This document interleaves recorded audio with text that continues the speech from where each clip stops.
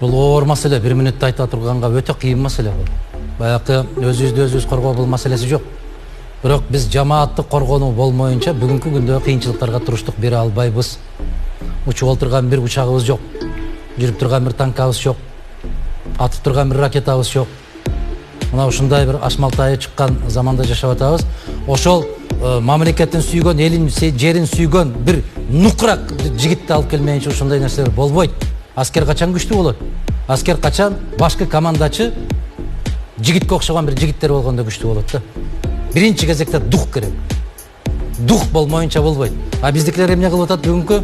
Анысына тийишип, мунусуна тийишип, ар кандай зыяндан башка пайда келтирип аткан жок.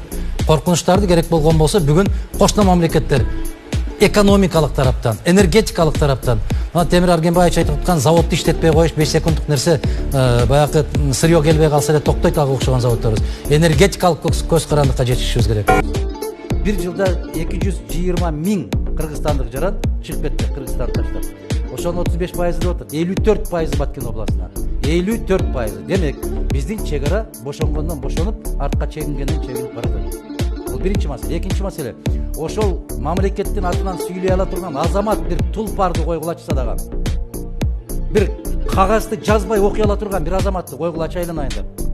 Жалаң эле ушу мурдун тарта албаган жигиттерди алып барып алып туруп эле жанакы качырды тулпар деп алып барып алып маскарабыз чыгып аткан ошондон да. Күйүп аткандан айтып атасың ушул маселени. Күйгөндөн садагам. Айланайындар, келгиле. Бизде да сабаттуу жигиттерибиз, кыздарыбыз бар. Биздин кызыкчылыгыбызды ошол каккан казыктай коргой турган азаматтарыбыз бар. Бирок эмнеге ошолорду көтөрбөй келесиң? Алардын чөнтөктөрү бош. Эмнеге? Себеп алар уурлук кыла албайт, таза жашайт, чындык менен жашайт.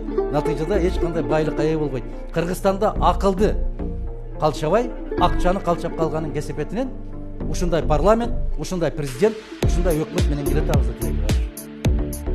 Мыйзам бар, бирок ошону көзөмөлгө алган киши жок, иштеткен киши жок.